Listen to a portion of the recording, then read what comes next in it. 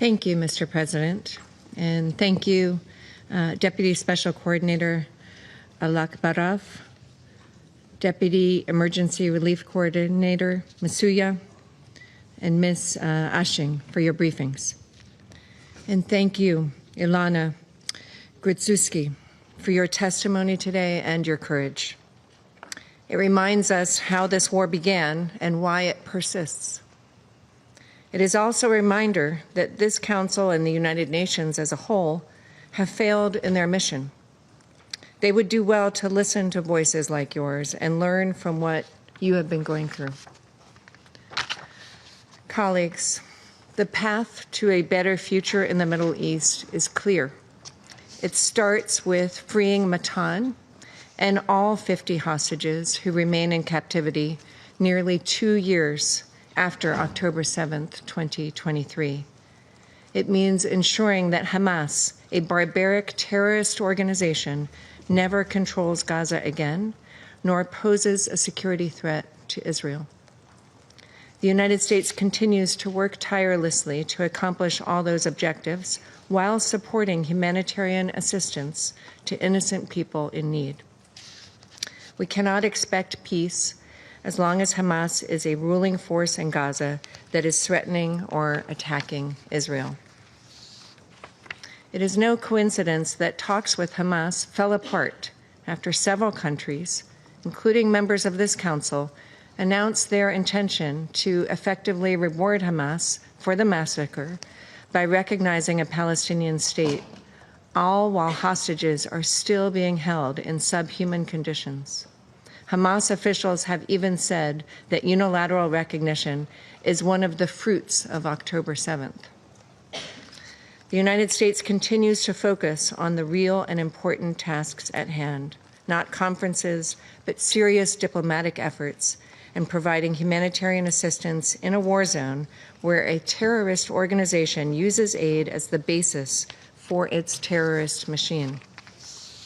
Mr. President, we all recognize that hunger is a real issue in Gaza and that there are significant humanitarian needs which must be met. Addressing those needs is a priority for the United States. However, we can only solve problems with credibility and integrity. Unfortunately, the recent report from the IPC doesn't pass the test on either.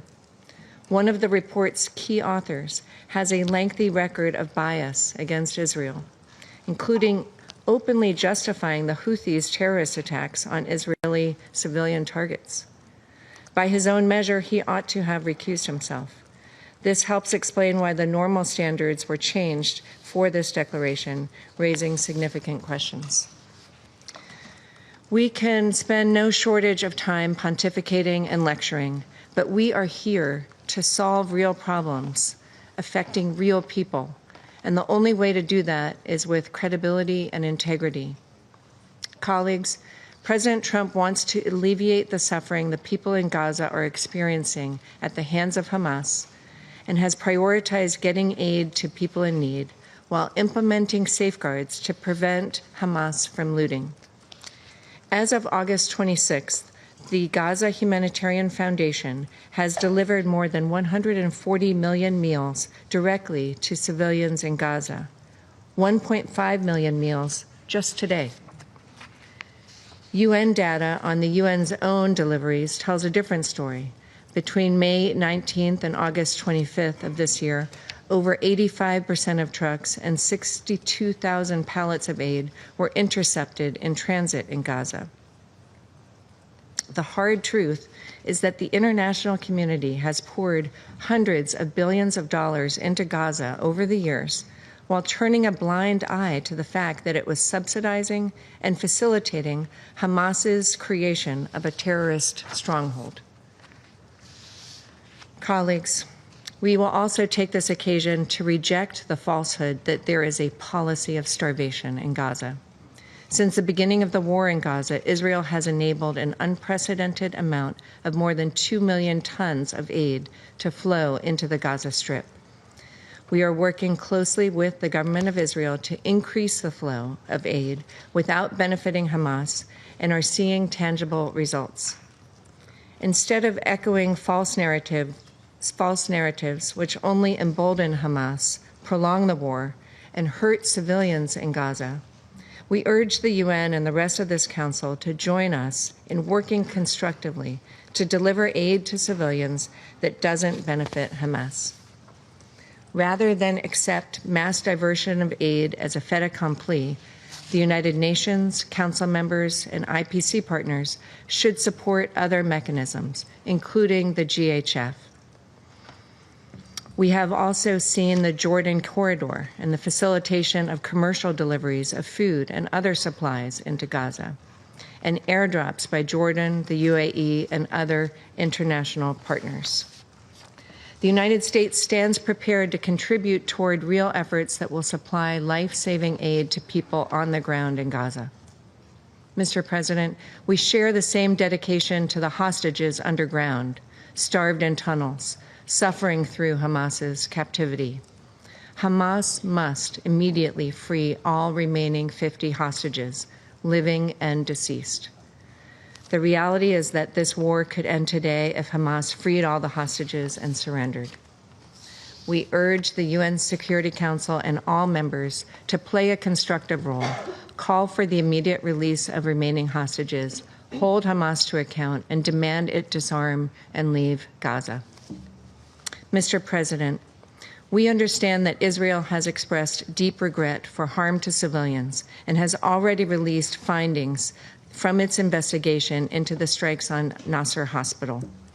The IDF concluded 6 Hamas members, one of whom had participated in the October 7th attacks, were killed when the IDF struck the site Hamas was using to monitor troops at the hospital. We note the prompt nature of this investigation and response and call on this Council to condemn the continued use of civilian infrastructure by Hamas. We also acknowledge a stable West Bank keeps Israel secure and is in line with this administration's goal to achieve peace in the region. Finally, Mr. President, the United States welcomes the government of Lebanon's decision to task the Lebanese armed forces with a plan to bring all weapons under state control by the end of the year. This historic step shows the Trump administration continues to work toward peace and stability with our partners in the region. The Lebanese armed forces now must act to fully implement the government's decision. The United States will do its part to help forge a new reality in the Middle East alongside Israel and our partners. The Middle East can still be a region of opportunity, innovation, prosperity, and peace. We cannot miss this historic opportunity. Thank you. Thank you, Mr. President. We are grateful to today's briefers for their information about the situation in the Gaza Strip. Over the past few days, we, just like many of our colleagues, were stunned by the new data on the record scale of famine in Gaza. These signals and persistent calls to Israel to immediately stop the collective punishment of the Palestinians have been forthcoming from different global capitals, including Moscow, and also international headquarter structures, regional organizations, and representatives of our global organizations throughout the world. Furthermore, the world is calling on West Jerusalem to recognize that there is no alternative to a peaceful settlement to the Palestinian-Israeli conflict, which would pave the way for establishing genuine peace and security in the Middle East. This is the sole scenario that meets the interests both of the Israelis and all of their neighbors. Today, almost 2 years after the start of the bloody war in Gaza, indeed, it's difficult to find the right words to describe the scale of the destruction and human suffering in the Gaza Strip. The most succinct and at the same time terrifying recent depiction was by the UN Secretary General Antonio Guterres, who described the situation in Gaza with one word: hell. The UNRWA Commissioner General, Mr. Lazzarini, characterized the situation in the Strip as bordering on genocide, and the forced population displacement is akin to ethnic cleansing. Such statements in other cases in the assessment of the UN leadership is backed up by daily reports from Gaza about the deaths of dozens of civilians. Just the day before yesterday, Indiscriminate strikes by Israel on Gaza killed 70 people. 2 days ago, live on air, as a result of the attacks on the Strip, the Nasser hospital was destroyed and more than 20 people were killed, including 5 journalists. Furthermore, judging by the images in the media, a cynical double-tap strike was used when rescue workers arrived. Even Benjamin Netanyahu already admitted that Israel's direct responsibility for what occurred, calling it a tragic mishap and promising to conduct an investigation. Mr. President, we'd like also to draw your attention to the actions of the so-called Gaza Humanitarian Foundation. Since the foundation started its work in May this year, the situation has turned into a completely tragic and unacceptable one. According to various assessments, more than 1,800 Palestinians have died trying to get humanitarian assistance. Thousands of them were near the distribution points that were managed by this pseudo-humanitarian structure.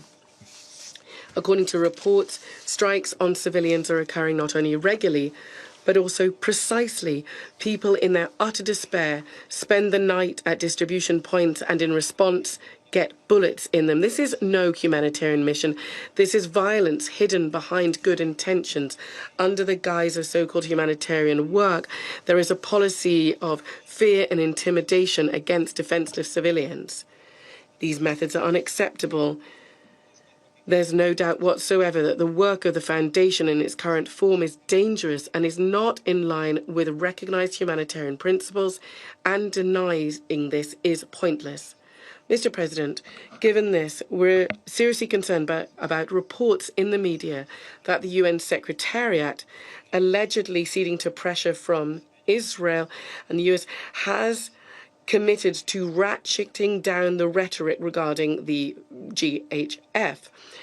We would like to note that starting from August, whatever the situation in the humanitarian reports in the UN have de facto stopped mentioning the work of this structure. We believe that these assurances, we hope that these assurances do not reflect reality. We are convinced that the UN Secretariat cannot and should not renounce its principles, namely that humanitarian assistance should not be turned into an instrument of blackmail. We trust that the Secretary General and the humanitarian wing of the UN will consistently and unambiguously advocate for humanitarian assistance to be provided in strict compliance with the norms of international humanitarian law and the principles of humanity, impartiality, neutrality, and independence.